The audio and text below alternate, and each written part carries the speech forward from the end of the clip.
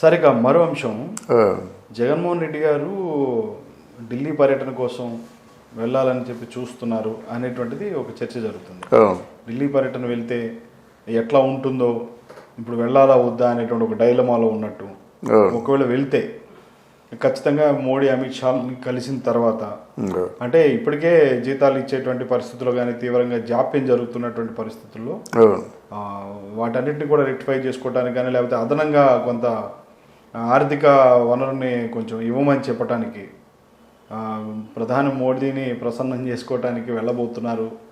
ఎట్లా వెళ్ళాలి, ఏది జరుగుతుంది, కానీ అక్కడి నుంచేమో సరైన సిగ్నల్ రావటం లేదు అనేటువంటి వార్తలు అయితే వినిపిస్తున్నాయి. సార్, ఏంటి విశ్లేషణ ఈ అంశంపై? ఇక్కడ జీతాలు ఇవ్వడానికి నోచుకోని గవర్నమెంట్ అని ఒక 3 సంవత్సరాలు పూర్తవగానే తెలిసింది. ఆల్మోస్ట్ అలా జనజన గండం 100 ఏళ్ళ ఆయుష్ అన్నట్టుగా ఉందన్నమాట. ఇక్కడ అంటే తాజాగా అంటే బయటికి వినిపించే వార్త కొంత ఏదో ఫండ్స్ అలొకేట్ చేయించడం కోసం, ఈయన ఇన్ఫ్లుయెన్స్ చేయడం కోసం వెళ్తాడని అనిపించినా, ఇక్కడ అవినాష్ రెడ్డి కేసు మాత్రం పేక మీద కత్తిలా ఉంది.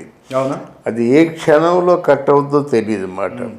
దానికోసం చాలా ఆయన అనుకున్నాను. నేను జగన్మోహన్ రెడ్డి మామూలుగా ఏదో పదవీకాంక్ష ఉన్నవాడు అనుకున్నాను, కానీ రాజకీయ దురంధరుడు. డెఫినెట్గా ఇంచుమించు నాకు ఊహ తెలిసిన తర్వాత, నా పరిజ్ఞానం సహకరించిన మేరకు ఇట్లాంటి రాజకీయ నాయకుడు ఇంకెవరూ లేరు. రాజకీయ ముఖ చిత్రాన్ని మార్చేసినటువంటి రాజకీయ దురంధరుడు అని ఘంటాపథంగా చెప్పగలను. ఇదేంటంటే ముందు విజయం ద్వారా ఏదో ప్రయత్నం చేశారు. విజయం ద్వారా శర్మని చెప్పించి, శర్మలేమో సునీతి చెప్పినట్టయితే కొంచెం ఏదో ఒక కేసు సద్దుమణుగుతుందనేటువంటి ఆలోచనతో మాత్రం ప్రయత్నం చేయడం జరిగింది. అక్కడ సునీత మాత్రం చాలా అదేంటదే నువ్వే చెప్పావు కదా అన్యాయం జరిగిందని, మరి ఇప్పుడు మళ్ళీ విత్డ్రా చేసుకోమంటావు ఏంటని ఏదో ఎదురు తిరిగి ఏదో ఉండారన్నమాట. నా తండ్రిని చంపిన వాడిని మాత్రం నేను వదలను, వాడు ఖచ్చితంగా శిక్ష అనుభవించాలి. అట్లాంటి మాట ఏదో కొంచెం రిటైర్డ్ ఇవ్వబట్టి ఇప్పుడు ఏం చేయాలంటే ఇంకో మార్గం లేదు. హోమ్ పట్టుకోవడమే, వెళ్ళి అమిత్ షా కాలు పట్టుకోవడం ఏదో చేయాలి. అంతకన్నా మార్గం ఏమిటి? ఆయనే చెప్పాడు కదా, ఏముంది లేకపోయినట్లయితే అవినాష్ రెడ్డి వెళ్ళి బీజేపీ పార్టీలో చేరిపోతాడు అన్నాడు కదా. అంటే వెళ్ళి కాలు పట్టుకుంటే వెళ్ళి సరెండర్ అయిపోతే ఓకే కదా అర్థం. అవి వెళ్ళి సరెండర్ అయ్యే ప్రయత్నం చేస్తారు, కానీ జీతాలు బచ్చాలు అంటారా, మొత్తం తాకట్టు పెట్టేస్తానండి అక్కడ. ఆ విశాఖపట్నం ప్రజలందరికీ తెలుసు, గవర్నమెంట్ భూములు ఉంటే పోతున్నాయి, కబ్జా చేసేస్తున్నారు. భీమునిపట్నం బీచ్ రోడ్డు అంతా కబ్జా చేసేస్తున్నారు. 1000 కోట్లు వస్తున్నాయండి. అంటే ఆల్మోస్ట్ వాళ్ళు ఒక సంవత్సరానికి బడ్జెట్ అంతా విశాఖపట్నంలో ఆ బీచ్ రోడ్లో కొంత ఏరియా కట్ చేస్తే చాలు. అంత వాల్యుబుల్ మాట. గజం ₹1,00,000 కూడా పోయేటువంటి ల్యాండ్ని కబ్జా చేస్తున్నారు వాళ్ళు. కనుక ఇట్లాంటి అంటే అయితే జగన్ గారు ఢిల్లీ పర్యటన చేస్తే అంటే ఇవి కూడా అవినాష్ రెడ్డి కేసు గురించి వెళ్ళారనేటువంటి వస్తాయని ఆయన ఆగుతున్నారంటారా?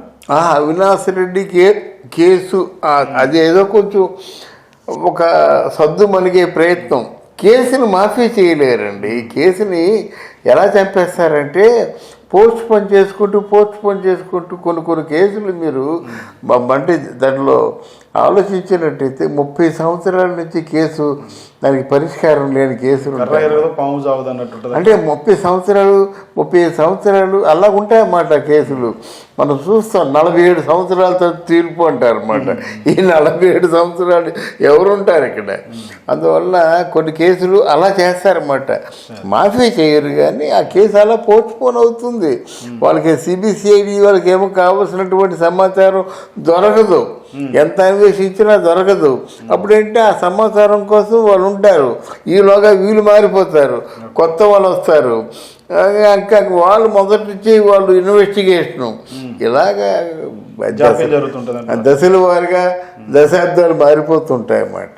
అది కానీ ఏం సార్ అసలు ఏపీలో అవును. ఈ జీతాల గురించి చాలా ఉద్యోగస్తులేమో చాలా తీవ్రంగా గగ్గోలు పెడుతున్నటువంటి పరిస్థితి ఉంది. అవును, అంటే జీతాలు మరి లేవండి, జీతాలు లేవు, పెన్షన్లు కూడా తీసేస్తున్నారు. పెన్షన్లు కూడా వాళ్ళ ఇంట్లో ఏవైనా ఉన్నట్టయితే ఆ పెన్షన్లు కూడా ఏవైనా అంటే ఇన్ ది సెన్స్ ఇప్పుడు ఒక మామూలుగా పూర్ణ మార్కెట్లో ఒక వ్యాపారం ఉంది, ఆ వ్యాపారంలో చిన్న దుకాణం ఉంది, దానికి ఏదో అప్పు పుట్టించుకోవడం కోసం కొంతమంది ఇన్కమ్ ట్యాక్స్ కడుతుంటారు. అప్పు పుట్టించడం కోసం అన్నమాట. ఆ పాన్ కార్డు ఇదంతా ఇన్కమ్ ట్యాక్స్ కట్టినట్టుగా ఏదో మొత్తం నో ప్రాఫిట్ నో లాస్ అయినప్పుడు కూడా ఉంటుంది కదా, అలాంటి వాటికి పెన్షన్ కట్ చేశారు. చూసుకోండి, నువ్వు ఇన్కమ్ ట్యాక్స్ కడుతున్నావు కదా, పెన్షన్ ఒరే బాబు నో ప్రాఫిట్ నో లాస్, అప్పు కోసం కడుతున్నారా బాబు అన్నది అంటుండేది. ఇలాగ చాలా ఉన్నాయన్నమాట. కొన్ని లక్షల మందికి తెల్ల కార్డులు తీసేశారు.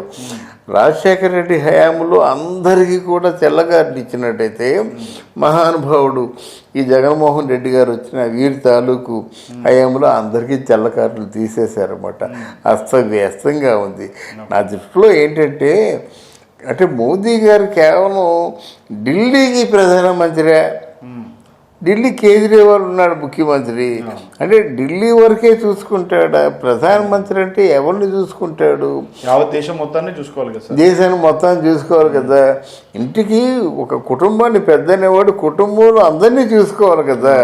ఆయన తెలియదా ఆంధ్రదేశంలో ఎంత అస్తవ్యస్తంగా ఉన్నదో? పెన్షన్లు లేక, జీతాలు లేక, ఉద్యోగాలు లేక, బీటెక్లు చదువుకొని బీటెక్ చదవడానికేమో 1,00,000 అప్పు చేసుకొని ఆ 1,00,000 తీర్చలేక కేవలం 5,000 రూపాయల కోసం చేపల పులుసు మాంసం మందు అమ్ముకునేటువంటి దౌర్భాగ్య స్థితిలో ఆంధ్రదేశం ఉంది అనే విషయం ఆయన తెలీదు.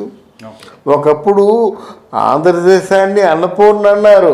అట్లాంటి అన్నపూర్ణలో ఉన్నటువంటి ఆంధ్రదేశం తాలూకు ప్రజలు అన్నమో రామచంద్ర అంటూ ఉన్నారని ఆయన తెలియదండి.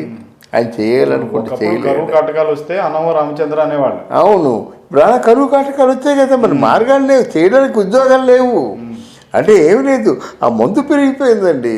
మందు టైలర్స్కి 10,000 ఇస్తున్నారంటే 10,000 మందుగా ఉపయోగించుకుంటున్నారు, ఇంటికి ఇవ్వడం లేదు. ఆటో కూడా 10,000 ఇస్తున్నారండి, 10,000 ఇచ్చి 15,000 రూపాయలు ఆటో మీద వేస్తున్నారు. ఆటో ఏదైనా కొంచెం లైన్ దాటిందంటే చాలు ఇంకా రకరకాల అంటే శతకోటి దరిద్రాలకి అనంత కోటి రూపాయలలాగా 10,000 రూపాయలు ఇచ్చినట్టు 15,000 రూపాయలు ఏ విధంగా లాగాలో వాళ్ళు తెలుసు, వాళ్ళు లాక్కుంటున్నారు.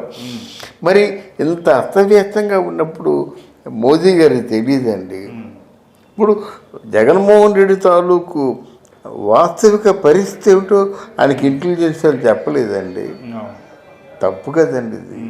అంటే ఇలా ప్రజలతో ఆడుకుంటుంటే మీరు చెప్పేవి శ్రీరంగ నీతులా, మీరు దూరేవి దొమ్మ గుడుసులా? న్యాయంగా ఉందా ఆలోచించండి. అంటే గట్టిగా మాట్లాడితే గొంతు నొక్కేయడం, గట్టిగా మాట్లాడితే ఆ తల మీద దెబ్బేసేయడం రాడ్లతో, ఇదేనా మీరు నేర్చుకున్నది? ఇందులో పూర్వాపరాలు ఆలోచించవద్దు, న్యాయాన్యాయాలు ఆలోచించవద్దు. అందువల్ల ఆయన వెళ్తే వాడు చక్క అత్తారింటికి వెళ్ళినట్టు వెళ్తున్నాడు. అమిత్ షా చక్క ఆహ్వానం పలుకుతాడు. మోదీ గారిలో ఉన్న గొప్ప విషయం ఏంటంటే వాళ్ళకి సంబంధించినటువంటి వాళ్ళ తాలూకు అనుయాయులందరినీ కౌగులించుకుంటాడు, వాళ్ళ ప్రత్యర్థులను కూడా కౌగులించుకుంటాడు. మొన్న మన చంద్రబాబు నాయుడు వెళ్ళాడు, వెళ్ళి ప్రధానమంత్రి కదా అక్కడ కూర్చోవడం ఎందుకని నించున్నాడు. నుంచుంటే మామూలు మన ఊర్లో బావా బామర్దులు కూర్చోబెడతారు కదా, అలా 2 చేతులు పట్టుకొని బలవంతంగా కుర్చీలో కూర్చోబెట్టాడు. అలాగే చిరంజీవి కనిపించినట్టయితే 2 చేతులు పట్టుకొని బాగా చిన్న స్నేహితుల్లో గట్టి కావాలి గాఢంగా మీ తమ్ముడు బాగున్నాడా, మీరు బాగున్నారా, సినిమాలు బాగున్నాయా ఏంటండి? ఆ ప్రధానమంత్రికి ఉండొద్దండి. ఎంత హుందాగా ఉండేవారండి జవహర్లాల్ నెహ్రూ కానీ, వీళ్ళందరూ పివి నరసింహారావు కానీ, ఇందిరాగాంధీని ఇందిరాగాంధీ వచ్చి ఎవరైనా ముట్టుకుందా? రాజీవ్ గాంధీ ఎవరైనా ముట్టుకున్నాడా? ఎంత హుందాగా ఉన్నారండి. మరి ఏంటండి బాబు, ఎక్కడ ఈ హోమ్ మినిస్టర్ వెళ్ళిపోతుంటాడు, ప్రధానమంత్రి వెళ్ళిపోతుంటాడు. కొంచెం ఇలా ఉండకూడదేమో అని నాకు ఆలోచన అన్నమాట. ఎవరికున్నా ఎట్లా సార్ అయితే ఒకవేళ ఢిల్లీ పర్యటన జరిగితే మాత్రం ఖచ్చితంగా అంటే జగన్మోహన్ రెడ్డి గారు ఢిల్లీ పర్యటనకి వెళ్తే అది ఖచ్చితంగా ఫండ్స్ మాత్రం ఇవ్వరండి. మీకు ఇచ్చిన ఫండ్స్కి ఏమో లెక్కలు చెప్పంటున్నారు. ఈయన దగ్గర లెక్కలు లేవు. ఎప్పటి నుంచో రిజర్వ్ బ్యాంకు చేతులు ఎత్తేసింది. మీకు ఇచ్చిన ఫండ్స్కి మీరు లెక్కలు చెప్పడం లేదు కానీ అదనపు ఖర్చులు మీకు ఏమి ఇవ్వము, అదనపు బడ్జెట్ ఇవ్వము అని చెప్తున్నారు. అయితే ఈయన బతిమాలుతున్నాడు, వెళ్తున్నాడు. ఓ 2,000 కోట్లు 3,000 కోట్లు ఇస్తున్నారు. ఈ యాక్చువల్లీ ఈయన అడిగింది వాళ్ళు ఇవ్వటం లేదు. ఏదో మామూలుగా ఒక ఎన్టీ రామారావు గారు ఆ విధంగా ఎదురు తిరిగి కేంద్రం మాకు దయాభిక్ష పెడుతుందా, మా హక్కులు మేము అడుగుతున్నాం అనే గుండె ధైర్యం ఆయనకు ఉంది. ఆయన నిజాయితీగా ఉన్నాడు కాబట్టి మనకి ఒళ్ళంతా చిరులు అయినట్టు ఏం చేస్తాం మనం, మన నిజాయితీ మనలో ఉందనిపిస్తే అలా అడుగుతాము. లేదనిపించినట్టయితే మనం ఎంతవరకు ప్రాధాన్యపడాలో ఆయన చెప్పాడు కదా. కేంద్రం మెడలు వచ్చి మేము స్పెషల్ స్టేటస్ సాధిస్తామని చెప్పేవాడు ఎలక్షన్లో గెలవగానే ఏం చెప్పాడు, వాళ్ళు ఎక్కువ మెజార్టీతో గెలిచేశారు. ఇలాంటప్పుడు మనం గట్టిగా మాట్లాడకూడదు, అంతేనా వాళ్ళతో ప్రేమగా ఉంటుండే మనం సాధించుకోవాలని చెప్పాడు అన్నమాట. అంటే ముందుకి వెనక్కి ఎంత తేడా వచ్చిందండి. అంటే ప్రేమగా ఉంటూ సాధించుకుంటున్నాడు. మరి ఏమి సాధించుకుంటున్నాడో మరి అమాచులు ఆ మోదీ గారికి వీళ్ళకి ఇద్దరికీ తెలియాలి. మరి మిగతా మనలాంటి వాళ్ళకి ఏం తెలియదు, ఎందుకు వెళ్తున్నాడో కూడా తెలియదు. చెప్పేది ఒకటి చేసేది ఒకటి. మోదీ గారితో ఏం మాట్లాడతాడో బయటకు వచ్చి ప్రెస్ మీట్లో చెప్తాడా, చెప్పడం. ఈ పోలవరం పెట్టిందండి, పోలవరం కేసు ఏమైందండి, అమరావతి కేసు ఏమైందండి, స్పెషల్ స్టేటస్ ఏమైందండి, కోడిగతి ఏమైందండి అని చెప్పొచ్చు కదా. ఏం చెప్పకుండా ఇటు ఎవరినండి మోసం చేస్తారు, ఎవరినండి ఫూడ్స్ని చేస్తారు వీళ్ళు. Right sir, thank you very much. Thank you very much.